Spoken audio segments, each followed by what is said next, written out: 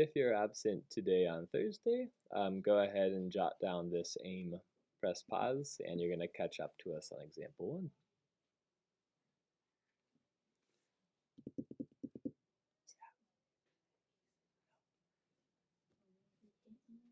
We'll do at the very, very end, remind me.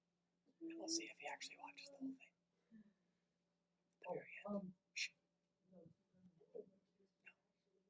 end. Raise your hand if you're done factoring. About half of us, hands down.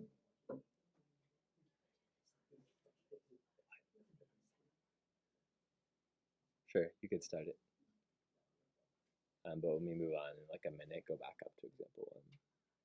Actually, walk us through your steps. If you had your hand up, raise your hand again if you're complete. Okay, hands down. What was your first step, Jackson? Good. Okay.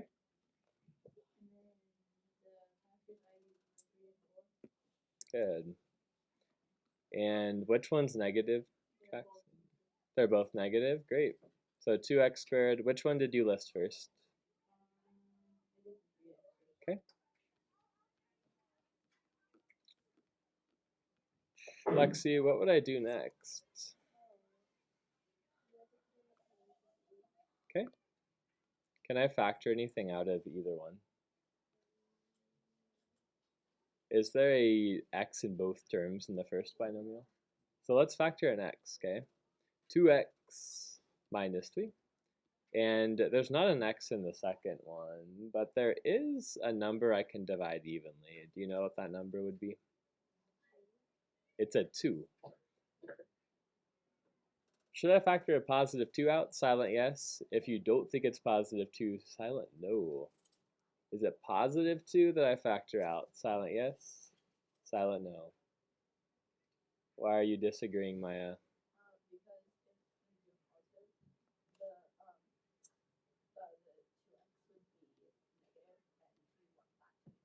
Yeah, don't write this. You notice that these are flipped. We cannot have that be the factor. Whoops, that should be a 3.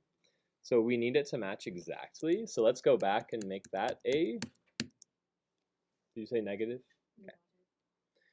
And that makes it 2x minus 3. Cool. You now have your binomials, which are x minus 2 and 2x minus 3. But wait, this is not the answer. Because there's an equal sign and a 0, and there was something that said solve, we are one step away from the answer. We're looking for what the value of x is, not just what the factors are. What would I do? Tanner. Wait, before we move on to that, I still have the right answer, but x minus 2 is in the parentheses for me, and then 2x minus 3 is outside. And that's perfectly fine. It'll depend on the order of your 3x and your 4. So I took out, I didn't take out x in the first one, I took out 2x. Yeah, so if you guys wrote this, is that how you set yours up, Tanner? Did you put the 4x and the 3x like that? Okay, so notice what happens. It'll be the same thing.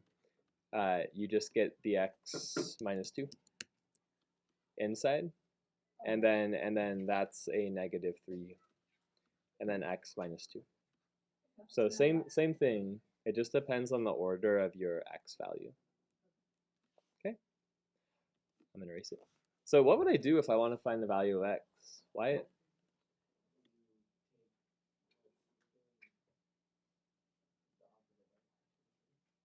Yeah, so this is kind of like the zero product property. It's all connecting. Math is beautiful. You're thinking in your head, what in here minus 2 equals 0? If you have a hard time thinking about that, just set up an equation for yourself. This one's obviously pretty simple, but it would be 2 for the first one. There's your one solution. The next one's slightly more difficult. 2x minus 3 equals 0. Let's solve for it. Sasha, what would that be for x? What would the value of x be? Walk me through solving. Good. Great. Awesome. So we have our two values of x. The solutions are 2 and 3 over 2. What does that mean on a graph? If I graph that on a coordinate grid, what does that mean?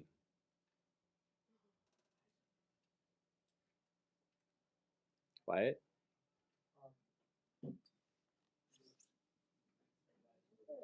Huh? What is it? It's the roots. So this thing crosses at 3 over 2, and it crosses at 2.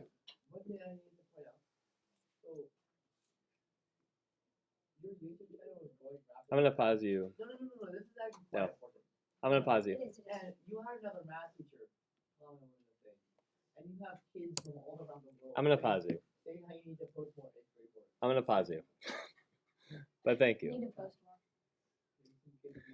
Example 2, I'm going to get you started. Then you got partner work. And then, man, yeah, we're going to just move to independent after that. Voice off, reset, please. 3, 2, 1. This one looks a little bit strange. A few of you already started it. If you started this, give me the first step. What would I do to simplify this thing, Kieran?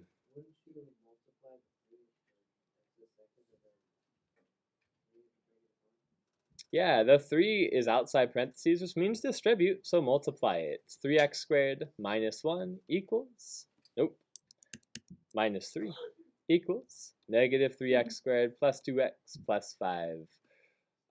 Which side do you want to set equal to 0, the left or the right side, Porter?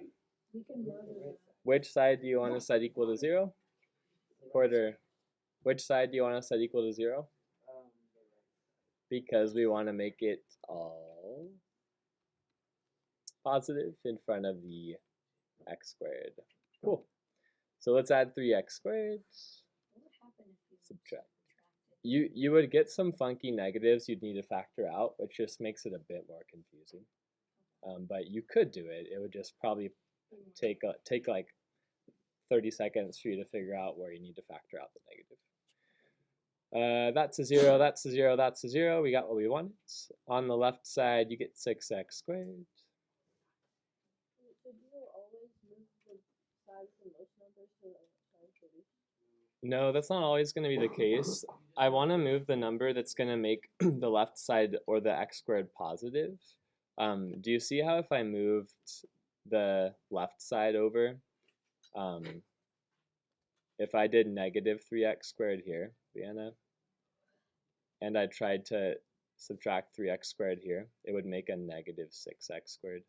I don't really want my a value to be negative because it just kind of gets weird when I factor. It's possible, but it makes things a bit more confusing. So we're going to add it to the left. Okay, so you're left with 6x squared minus 2x minus 8. Factor that out with your partner right now. 6x squared.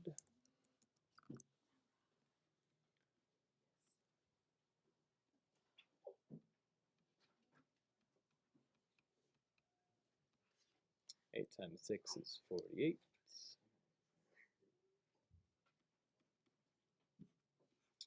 Ooh, we want a 2. 6 times 8 is 48. 6 and 8. Okay. Yeah, Elliot. Yay. Let's do that. That's going to make things even easier. Before you start factoring, let's factor a 2 out and get 3x squared minus x minus 4. If you went further, it's going to be slightly different. You need to factor out the 2 first. Thanks, Elliot. Negative 4 times 3 is negative 12. So that would give you a 4 and a 3. Porter, give me the next step, please. You replace my negative x with negative 4. Is it just a negative 4 and a 3? Negative 4x. Good. Great. Okay. Can I factor anything out of the first binomial, Felix? Just an x, yeah. 3x minus 4 works. Something kind of weird happens in the middle. What goes here? It's a 1. And is it positive or negative? It's a positive. So we're going to use x plus 1 and 3x minus 4. I'm not done yet because it is equal to 0. Kieran, what do I have to do to solve this thing?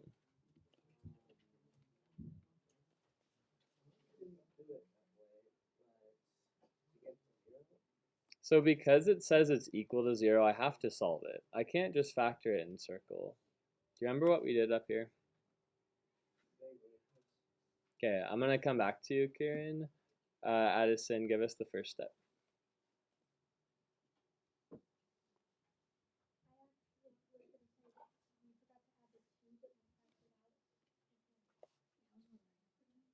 Okay, awesome. Thanks. This too, you might be thinking like changes a little bit about the solution, but it really doesn't. You can pretty much ignore it at this point because if you were to divide by 2 on both sides, it's going to cancel out and make a 0. So when you're solving, we're still really only paying attention to the 2 binomials, okay? So the 2 is there, that's accurate mathematically. Thanks for pointing our attention to that so I can be precise, but we're still just going to look at the x plus 1 equaling 0 and the 3x minus 4 equaling 0. How do I solve this thing? Maya, give me my first step. I'm kind of treating it like an equation, Kieran. I want to get the x by itself, so I isolated it, and x is negative 1. Kieran, how would I isolate x for the 3x minus 4? Which number? Keep going. Okay. It's a legal math move. Silent yes if you agree with that step. Silent yes if it's not probably the best option. Silent no. Silent yes, silent no. Why is this not going to help us, Tanner? Yeah, our goal is to get the x isolated, but I wanted it to cancel. So add 4 to both sides, cancel that, and 3x equals 4 would be left. Kieran, final step to get x isolated. Okay. So your two answers are x equals negative 1 and x equals 4 over 3. Those are your roots or your zeros of your parabola. They're also the solutions. I want you to flip past partner work.